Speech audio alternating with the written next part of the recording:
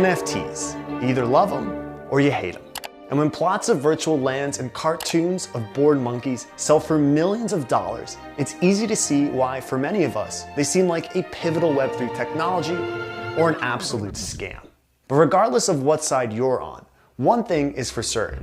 NFTs are one of the few crypto technologies that have actually made it into mainstream consciousness. And it seems like they're here to stay. Can you explain what an NFT is? Probably about 50 new NFT projects launching per day. I don't care if you buy an NFT. I just don't care. So what are NFTs and why have they become such a cultural phenomenon? I'm Jackson Dumont, Director of Video at Cointelegraph. In this video, we'll explain how NFTs work and why they've boomed to the forefront of Web3 technologies. If you haven't done so already, please consider leaving a like and clicking that subscribe button. We are the leading media for crypto news coverage and education.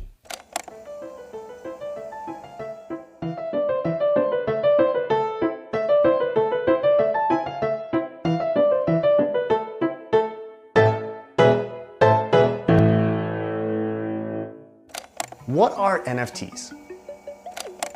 NFT is short for non-fungible token. Let's take a moment to break it down in the most simplest of terms, starting with the word fungible. Something is fungible when it can easily be replaced with another identical thing of the same value. A $100 bill like this one can easily be replaced by another $100 bill. After all, a penny is, well, a penny. On the other hand, something non-fungible is non-replaceable. It's unique, a lot like there's only one Sistine Chapel or one Starry Night. And because it's rare, it has got the potential to be incredibly valuable. But how do you ensure that their uniqueness is always protected? That's where the crypto technology called blockchain comes in. The blockchain is the most secure form of ledger. A network of computers reads and approves transactions and data at all hours of the day, not just from 9 to 6. If you want to learn more about blockchain, you can watch our video here. The proof of who created a digital or physical item, along with any other vital information, is recorded on the blockchain. The blockchain creates a digital signature in the form of a token. The token can't be edited, meaning it's immutable. And to access your item, you need to access the token that tells you where the image is hosted on a website or distributed file system. And there you have it, the NFT in NFTs. People often say, hey Jackson, why would I pay money for an NFT when I can just copy and paste a JPEG of the NFT and take it for myself? Well, Karen, you can right-click and save it, but you can't own it.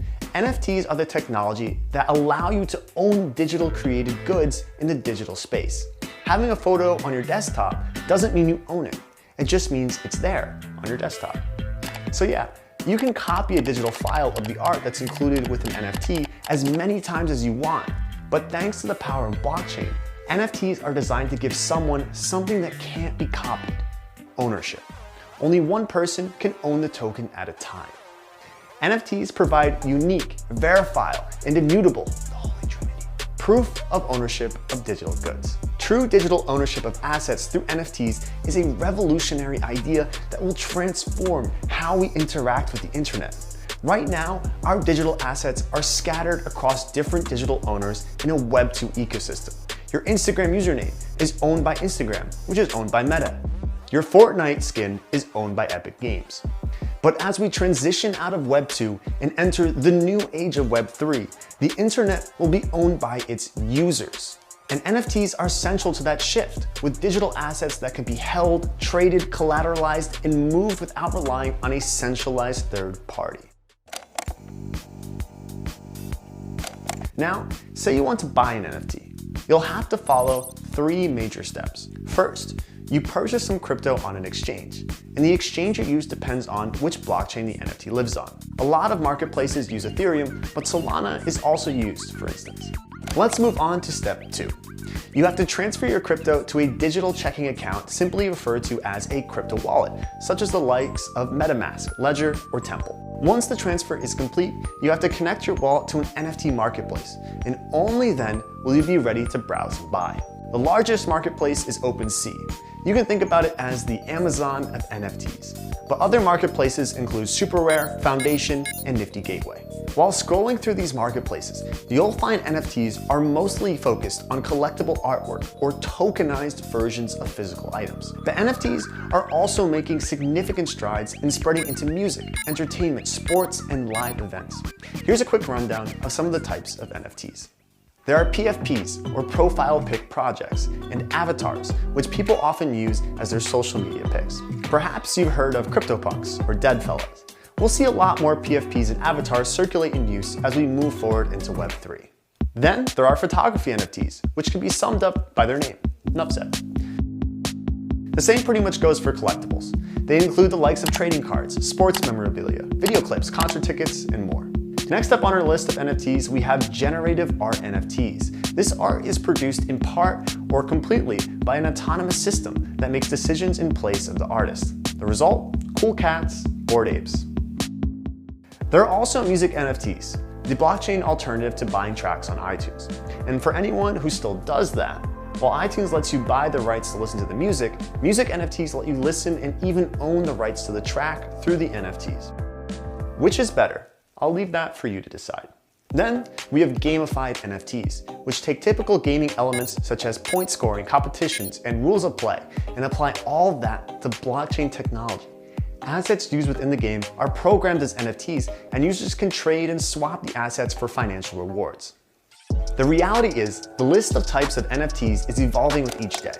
NFTs might one day be used to transfer land deeds, provide proof of ownership, and perhaps even keep track of the change in a property's value over time in the physical world. And in the digital world, projects such as Decentraland allow users to purchase NFTs that represent the virtual land they've either bought, rented, or sold. In the future, these virtual lands could be built up and generate income.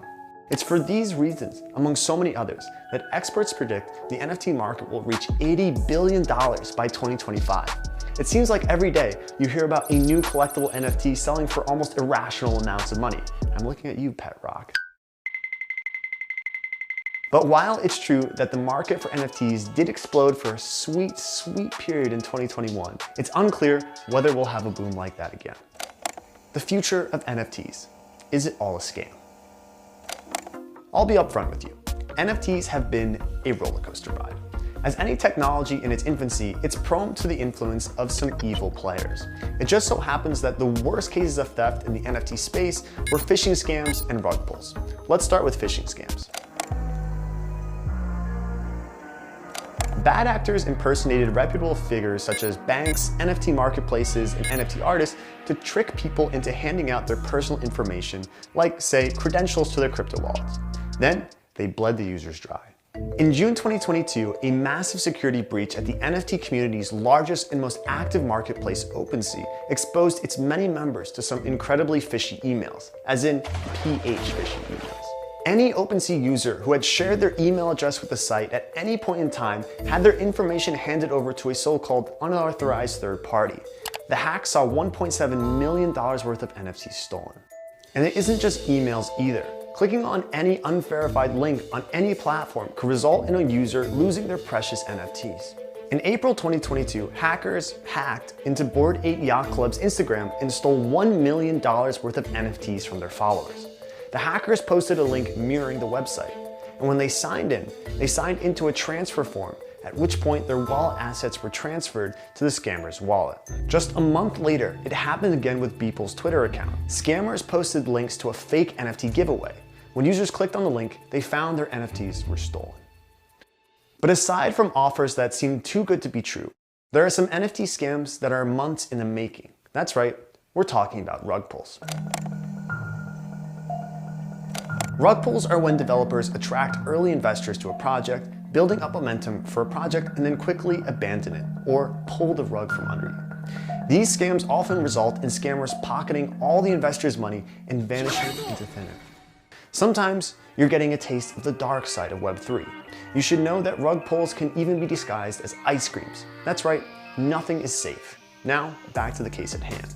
NFT project Frosties was an ice cream themed collection of 8,888 NFTs. The founders built up a community on Discord and promised NFT collectors anything from merch and raffles to a sizable fund to ensure the project's longevity.